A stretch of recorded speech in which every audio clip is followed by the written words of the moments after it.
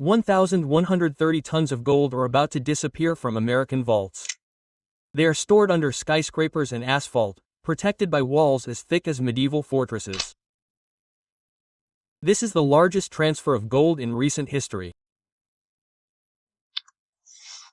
Over $240 billion in gold bars will fly out of America and rush back to their rightful owners. It is Europe's secret treasure. Yes, because that gold is not American, it is ours, it is European, it is the memory kept far from home for fear of something bigger, darker, and elusive.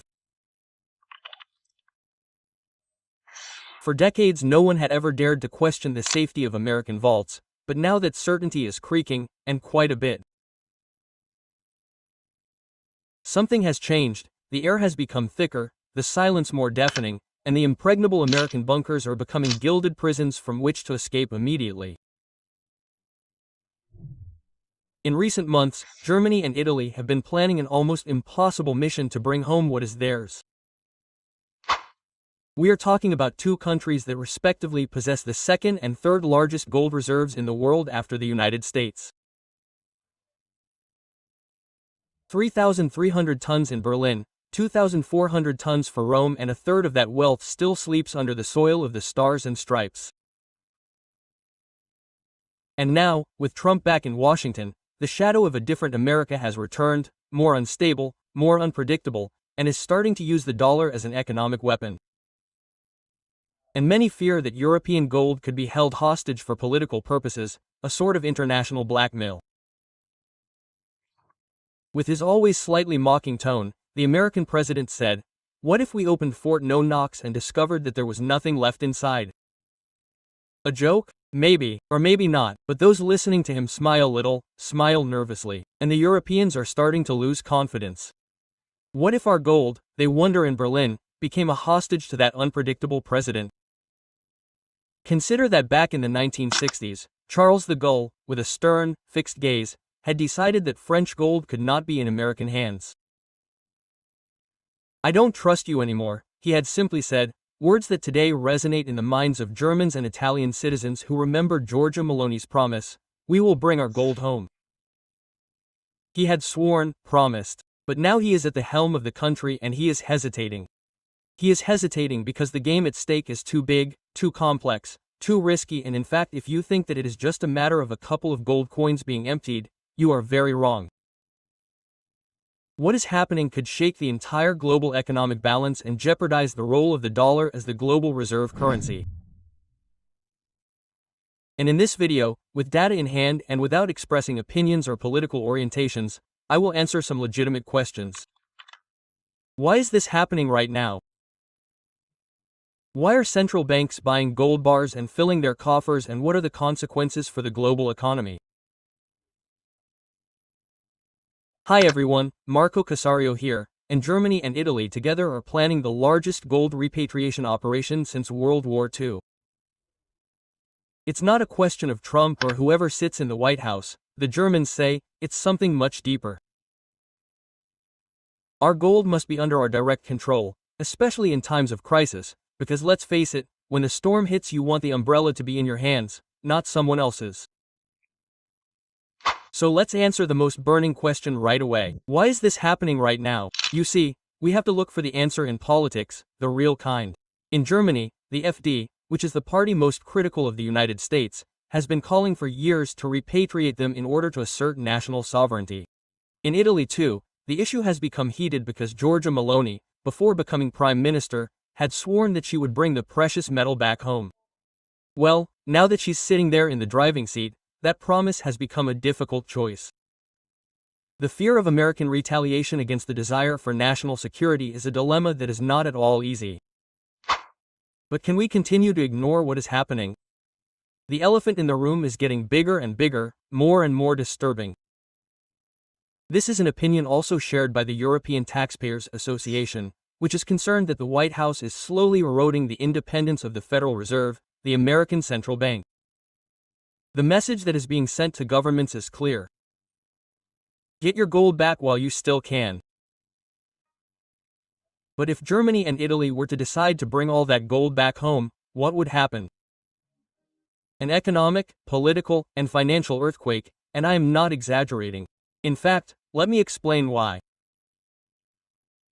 Gold, unlike dollars, euros, or currency, which today is practically worthless paper, cannot be printed, inflated, or easily manipulated.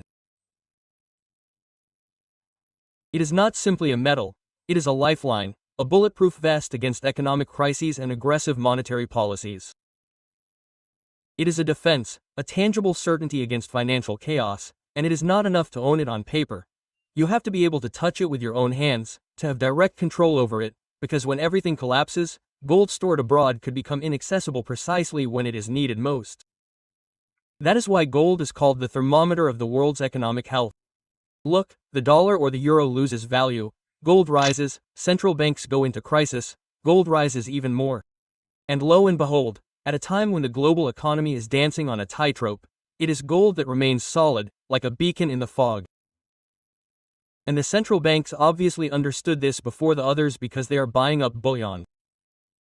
Looking at the latest report published by the World Gold Council, it emerges that these institutions have purchased 1,000 tons of gold per year in the last 3 years, which is more than double the historical average that fluctuated between 400 and 500 tons. It is an unprecedented hunger for gold, a return to the past. After World War II, 70% of central bank reserves were in gold. This number gradually fell to less than 10% in 2010. It seemed that gold was now old news, like those vinyl records you forgot in the attic. But today, the World Gold Council survey speaks clearly. 95% of central bankers say that gold reserves will increase further.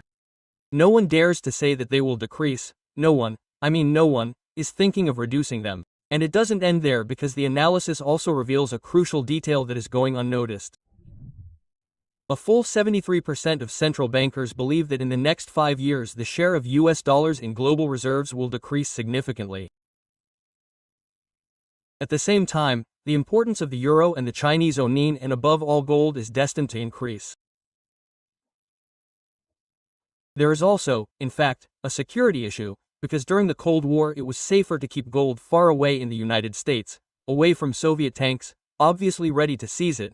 But today, more and more central banks, a full 59%, will keep it at home compared to 41% last year. This is a clear sign that trust in foreign institutions is diminishing. You see, behind this sudden hunger there is fear of inflation, fear of crises, fear of the trade war and more that is raging in the geopolitical background. Fear of a Fed that is under pressure from the President of the United States who no longer knows which way to go, lower rates and risk fueling inflation or raise them and stifle growth. Both are bad paths, both are medicines full of side effects. So why don't banks abandon the dollar altogether and replace it entirely with gold? Well, simply because liquidity, which means how easily you can buy and sell these assets, well, that is a fundamental aspect, and on this point the dollar is still unbeatable. It's like the central market of the city, you can always find buyers and sellers there. The US dollar network is huge, and changing global reserves is a bit like turning a giant ship around. It doesn't happen in a few days, it takes months, years, probably decades in this case. And you see, by this point in the video, you'll have a better understanding of the devastating domino effect that could be created if the US gold reserves were to really empty. Confidence in the dollar could collapse. This would increase the financing costs of the US debt, dragging the world into unprecedented financial chaos. But this story is not just about bullion, it's a huge geopolitical chess game. Germany could use the return of gold as leverage to tell Washington, "Gentlemen, we are no longer willing to accept trade pressure or economic blackmail." In practice, the precious metal becomes the most powerful card to play on the diplomatic table, and if these secret plans were to come to fruition, the first effects would be immediately visible in the US financial markets.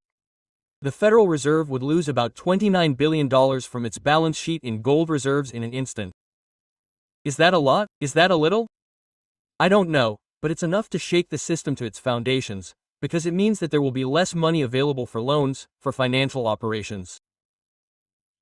It means that interest rates could skyrocket, mortgages would become more expensive, and the entire economy could slow down suddenly.